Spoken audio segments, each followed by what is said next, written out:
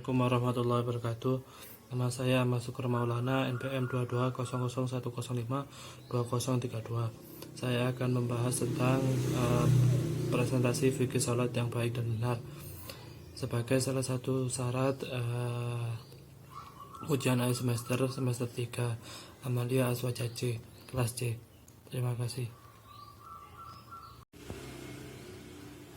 Fikih salat yang baik dan benar.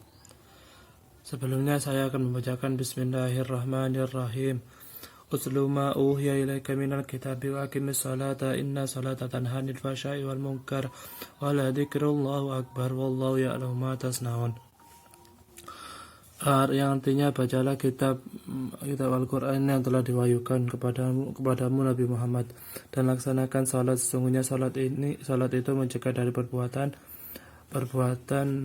keji dan mungkar, dan ketahuilah mengingat Allah itu lebih besar keutamanya daripada ibadah yang lain. Adapun saya akan mengangkat 4 tema, yaitu 1. Pengertian dan filosofi salat, 2. Syarat dan rukun salat, 3. Perkara yang membatalkan salat, keempat. Sirah nabawiyah tentang sejarah perintah salat. Pengertian dan filosofi salat. Pengertian salat menurut bahasa yaitu artinya berdoa, sedangkan menurut istilah adalah suatu perbuatan serta perkataannya dimulai dari takbir dan diakhiri dengan salam sesuai dengan persyaratan yang ada. Hukum salat fardu 5 waktu adalah wajib bagi semua orang yang telah dewasa atau akil balik serta normal atau tidak gila. Kedudukan salat dalam Islam merupakan kewajiban yang utama yang harus dilakukan oleh setiap umat Islam. Salat adalah media terbesar untuk menghubungkan seorang hamba kepada Tuhannya. Filosofi salat yang saya angkat ada 5. 1. Salat yang diawali dengan takbir dan diakhiri dengan salam yang mengandung banyak hikmah, yang diantaranya menuntut kepada musalli untuk meninggalkan perbuatan keji dan mungkar. Kedua, salat sebagai kebaikan sejatinya. Salat dilaksanakan untuk menginternalisasikan nilai-nilai kebaikan ke dalam hati muslim. Ketiga, salat sebagai titik temu, artinya ibadah ini merupakan kesempatan seorang pecinta untuk bertemu dengan sang kekasih.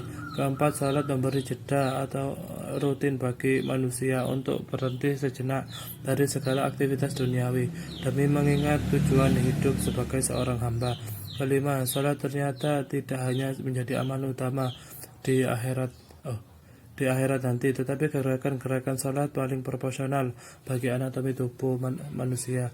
Bahkan dari sudut medis, salat adalah gudang obat dari berbagai jenis penyakit. Syarat wajib salat. 1. Beragama Islam, balik, berakal, tidak haid dan nifas, mendengar informasi ihwal dakwah Islam, memiliki penglihatan dan pendengaran yang normal.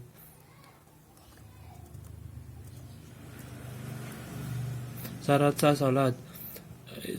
Beragama Islam, mumayyiz, sudah masuk waktu salat, mengetahui fardu salat, tidak meyakini satu fardu pun sebagai sunnah, suci dari hadas kecil dan besar, suci dari najis baik pakaian, badan maupun tempat salat, menutup aurat bagi yang mampu, menghadap kiblat, tidak berbicara selain bacaan salat, tidak banyak bergerak selain gerakan salat, tidak sambil makan dan minum, tidak dalam keraguan apakah sudah bertakbiratul ihram atau belum, tidak berniat memutus salat atau tidak dalam keraguan apakah akan memutus salat atau tidak menggantungkan kebatalan salatnya dengan sesuatu apapun. Adapun rukun salat. 1. Takbiratul ihram, memasang niat bersama dengan takbiratul ihram, berdiri bagi yang mampu, membaca surat Al-Fatihah, ruku, i'tidal, sujud, duduk di antara dua sujud, tumakninah, tasyahud akhir, membaca salat kepada Nabi, melafalkan salam, duduk untuk membaca tasyahud akhir, salawat dan salam, tertib dalam melaksanakan semua rukun di atas. Adapun saya mengutip salah satu kata-kata betapa pentingnya menjaga salat, yaitu jangan pernah kalian melewatkan salat karena ada jutaan manusia di dalam kubur yang ingin dihidupkan kembali hanya untuk bersujud kepada Allah walaupun hanya sekali saja. Adapun hal yang membatalkan salat yaitu 1. Berhadas kecil maupun besar, terbukanya aurat dengan sengaja, melakukan gerakan di luar sholat dengan sengaja dan terus-menerus lebih dari 3 kali, berbicara dengan sengaja mengubah niat sholat. Keenam, membelakangi kiblat, minum dengan sengaja baik sedikit maupun banyak, makan dengan sengaja, berdahak tanpa sebab, murtad. 11, melompat-lompat, memukul dengan keras, menambah rukun fi'li dengan sengaja, mendahului imam dengan 2 rukun fi'li dengan sengaja, terlambat dengan 2 rukun fi'li tanpa udzur. Ke-16, mensyaratkan berhenti sholat dengan sesuatu dan ragu dalam pemberhentiannya. Ke-17, mengurangi rukun sholat seperti tidak tahiyat awal, batuk-batuk ringan tanpa sebab, tertawa keras, kejatuhan najis yang tidak segera dibuang seperti kotoran cicak. Adapun hikmah sholat yang saya angkat ada 4. Satu, dalam sholat ada sujud, sebuah posisi di mana kita merendahkan diri hingga mencium tanah. Ini merupakan pengingat bagi kita akan kerendahan kita di hadapan Allah Subhanahu wa taala, Sang Pencipta. Karena sesungguhnya di hadapan Allah kita hanyalah hamba yang mutlak sepenuhnya milik Allah. Kedua, menyandarkan kita bahwa pada hakikatnya tiada yang mampu memberi pertolongan pada kita selain Allah. 3, selain dilakukan sehari semalam sebanyak 5 kali, ini berarti ada 5 kali dalam sehari semalam kita bisa bertobat kembali kepada Allah, karena memang pada dasarnya dalam sehari semalam tidaklah mungkin kita terluput dari dosa, baik disengaja maupun tidak. Keempat, memperkuat akidah dan keimanan kita kepada Allah, karena sesungguhnya sehari-hari godaan kenikmatan duniawi dan godaan setan senantiasa mengganggu akidah kita, hingga kita lupa akan keberadaan Sang Khalik yang Maha Mengawasi. Adapun sirah nabawi, sejarah perintah salat menurut sahabat dan pembacaan terhadap sejarah penetapan rukun-rukun Islam, diketahui bahwa salat 5 waktu merupakan rukun pertama yang wajib dijalankan oleh seorang muslim. Seorang diperintahkan salat menurut pendapat para ahli sejarah yang masyhur telah diwajibkan pada malam Isra, yaitu malam sebelum 5 tahun Hijriah Rasulullah SAW ke Madinah.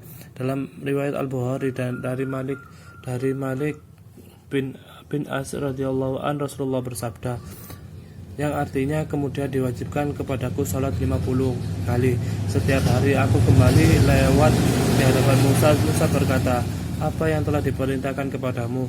Ku jawab, aku diperintahkan salat 50 kali setiap hari.